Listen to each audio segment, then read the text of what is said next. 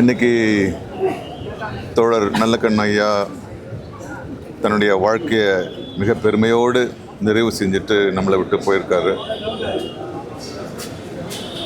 அவர் இல்லைன்ற துக்கத்தை விட அவர் கடந்து வந்த பாதை, அவர் வாழ்ந்த வாழ்க்கை, மக்களுக்காக அவர் போராடின போராட்டங்கள்லாம் பார்க்கும்போது உண்மையாகவே இந்த கவலை, இந்த வருத்தமெல்லாம் மறைஞ்சு போகுது. அவ்வளவு ஒரு யாருக்கும் அடிபணியாத, யாருக்கும் தலைவணங்காத, எது சரியோ அதில்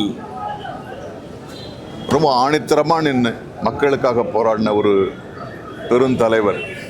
எனக்கு என்ன மகிழ்ச்சியும் பெருமையும்னா, ஒரு 1000 பேருக்கு கூட்டத்தில் நாசர் வாங்க அப்படின்னு கூப்பிடுற அளவுக்கு என்ன அவருக்கு தெரியும். அவருடைய வீட்டுக்கு போயிருக்கேன், பல விஷயங்களை பேசியிருக்கேன். அவர் சினிமா தொழிலாளர்களை பற்றி எப்போவுமே பிரச்சனையாக இருக்க என்ன உங்களுக்கு அப்படின்னு என்கிட்ட விவாதிப்பார். ஒரு 2 மணி நேரம் அதை பற்றியெல்லாம் பேசணும்.